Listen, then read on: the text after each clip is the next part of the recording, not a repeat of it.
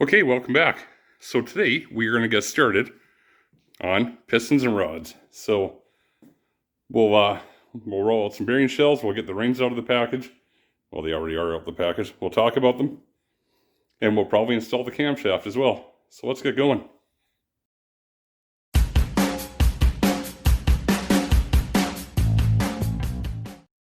Today we're going to take a look at the pistons and rods and painfully talk about them like we do about everything else. These are the pistons we're going to use. They're a Silva-Lite number. They're 1482H. Okay, they also have a KB number of the same, actually. And these are from UEM. I believe they do Silva-Lite and KB pistons both now. But what we need to do is find out what we have. With the H there, we obviously have something going on, right? So we find our handy dandy sheet that came out of the box, and we just read through it. And one of the things we go to is, well, we go to the bottom. What do we have down here? An H suffix is a hypereutectic piston, and it requires an increase in ring end gap of 40% on the top ring only. So today we have to concentrate on the top ring. The second ring and the oil ring can stay at factory recommended end gaps, okay? So for this piston, this is what we got to pay attention to, all right? Now, they have an example down here, and it's probably an easy one. So a factory minimum recommended gap of 16, which is on most 4-inch bore engines like a 350 or a 360. You would have to add 40%. All right. So what's 16 times 4? It's 64 actually. But they're adding 6. So I guess we'll just round it off. So they want to add 6 more thou to that gap to equal 22, right? So 16 plus 6 is 22, and that's what they're trying to do here. We have a 3766 bore. It still doesn't really matter. We're at 15. We have to add, we're adding 6 as well. Yeah, there you go. So we're going to go to 21. If you just do the math there real quick. 15, 15, 15, 15 is 6, so 15 and 6 is 21, right? All right? Pardon me, 15 times 4 is 60. So you want to pay attention to this stuff and make sure that you understand what's going on, because this is your investment. And these small things can be a problem. Now, if you put this engine together, I already checked the ring end gaps. They're about 18-ish. Okay, not too bad. If they were a little bit tighter and you put it together and you drove down the road at 2,500 RPM and nothing ever happened, you might get away with it. And you can tell all your friends, yeah, I didn't do that and I was fine. If you threw the engine in your boat and you went out there at full throttle, as soon as you hit the lake, you'd break a ring line. Okay? That's why it's just important to try and figure it out while you're there. Now, I just wanted to set this up real quick. I've done the other side already. So here's the 21, actually. Sorry. I'm like the worst filmer ever. 21, there we are. If you can put it in that arena gap, and I can't actually get that one in all the way. All right. So it's a little tight on that one. This one, same thing. We get the drift, right? So we're a little tight on this engine, but not overly tight. Is it common to have a V at the bottom, like where you can enter with the with your feeler gauge? Yeah. But what you want is you want a square ring. So no matter what you do here, take your time. Like if you only take 3 swipes of your manual ring filer, just keep double checking and double checking. So take a few swipes, double check, and you'll eventually figure out how much to remove, how to make it straight, and how not to go over 21. Well, that's my number, whatever your number is, okay? I'm going to keep filing here. There's really no point in showing everybody how to file rings. This isn't really a ring filing session. This is just filing the top rings for a piston that we're using in this engine. And then they're so close, they're taking very little to get to 21 and get them square. But if we were doing an engine that required the first ring and the second ring to be filed, I would actually do a video on that. But we're not there today. I'm just going to touch these up and we're going to get back at it. Okay, just follow up here real quick. We have all 8 piston rings done. So these are the top piston rings only, the moly coated ones. We've gapped them to 21 as this sheet recommended we raise our gap 40%, and that came up to 21. So I just wanted to show what this looks like. So now that we can get our fjord gauge in there, it goes in there nice and snug. You can just leave the gauge right there. Takes a little bit of force to pull it out. Okay. And that's what we're looking for. If it's too loose, it'll just go right in. If it's too tight, it won't go in at all. Okay. When we talk about having your piston ring square in the bore when you're doing this, it's really important. If you're going to use a piston, be extremely accurate all the way around. You can buy a piston ring squaring tool and do it that way. I use my dial calipers for whatever reason. I always do. But we saw right there that 21 was nice and snug and just right. So let's just move this down just a little bit. We're just going to move that down a little bit. Check this out. Now you can just slide right on through there like nothing. You want to make sure that you're square in the bore. And like I say, I'm about 3/4 of an inch down all the way around. As soon as I pushed that down, that gap became bigger. And that's why it's extremely important to stay square when you're filing rings. Again, this is not a ring filing video, so we'll move on. But what we're going to do now is we're going to install some rings on some pistons and start putting this together.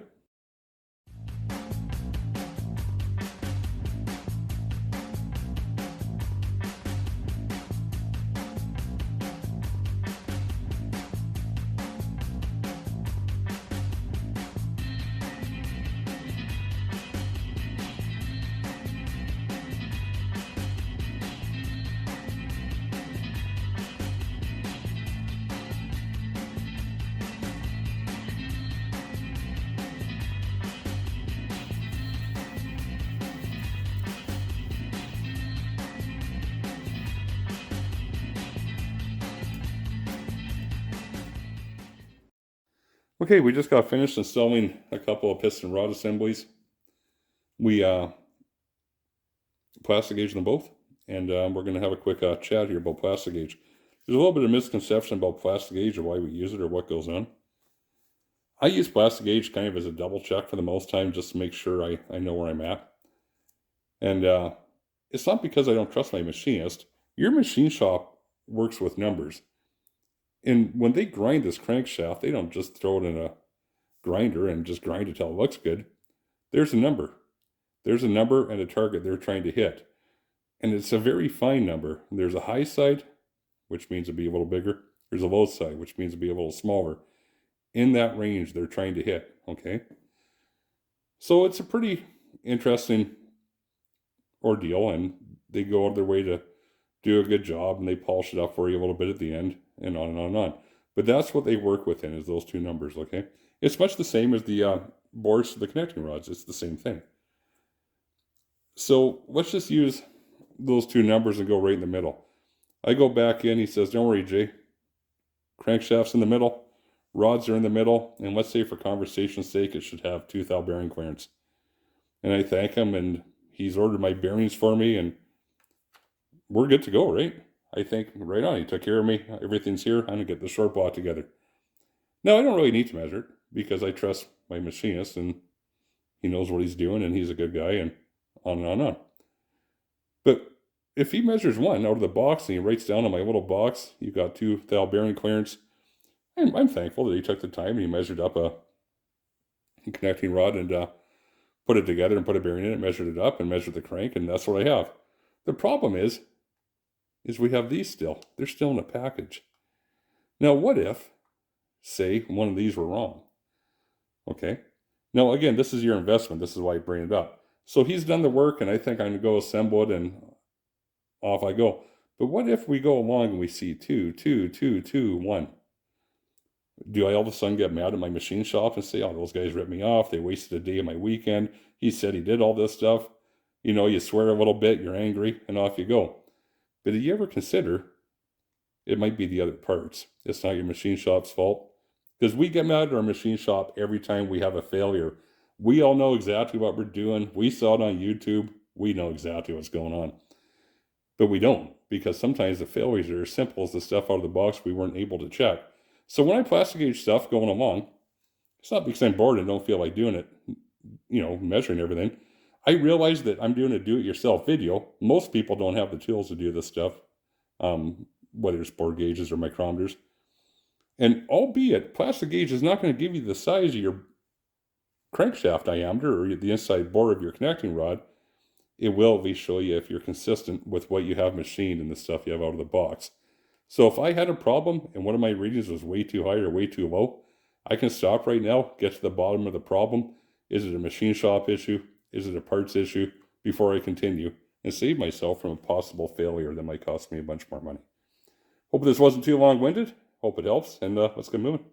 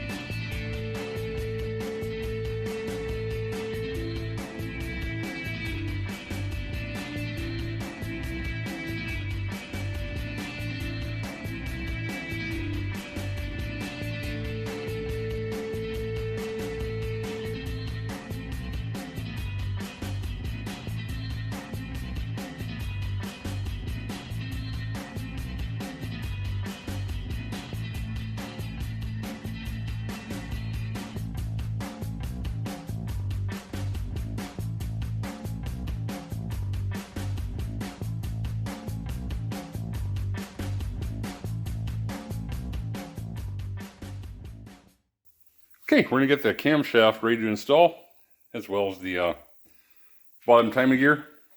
So we've assembled the short block. The mains are torqued, and the rod bolts are torqued. I'm just going to install the bottom crankshaft gear for the timing chain.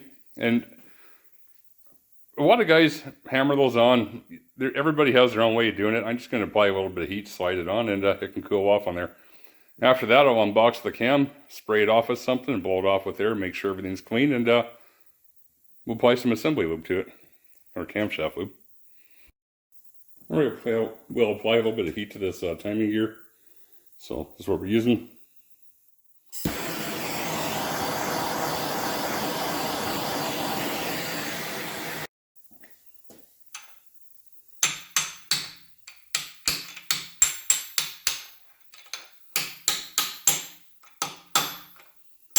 You can tell by that noise, that's solid done.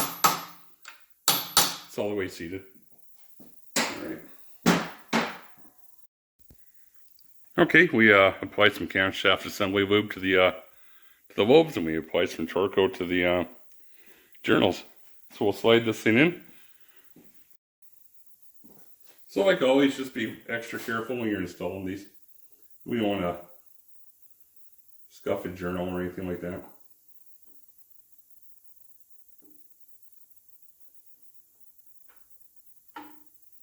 Sometimes you might have to turn it, just so it goes in a little bit easier.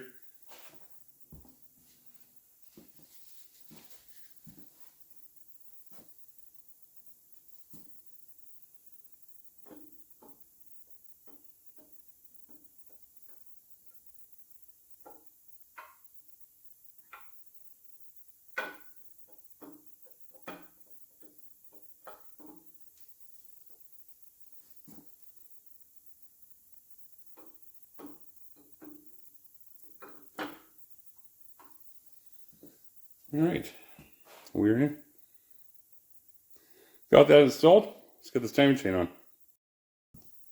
Okay, we're going to bring this up to TDC real quick on number 1. So let's just watch the needle here. I don't really care where it says it is. I just want to get to the highest possible reading. Then we'll install that timing chain.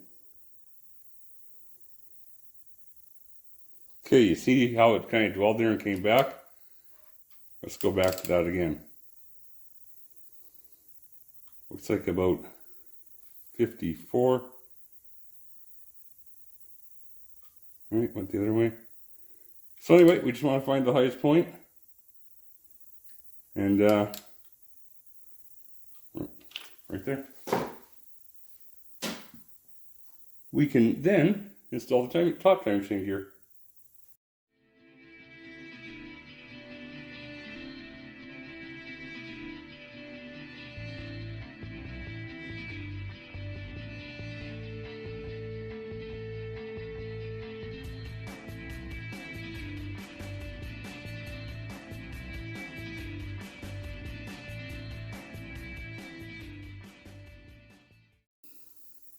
Okay, so here we are. We have our top dot, and then we have our bottom dot. Obviously, you just bring it to the dots lined up. We all know this already. We installed the timing chain, and it's the same as the TBI 350 one that we had the issue with. Now, somebody said, hey, these are heavy duty and pre-stretched, and I'm like, well, they might be, but to me, it's really loose, and I'm not going to run it. But that's my opinion on the engine I'm building, and yours may vary on the one you're building. The other thing I didn't like about this timing chain is, here, I'll tighten it up just to show you that it's still loose. Doesn't change, still loose.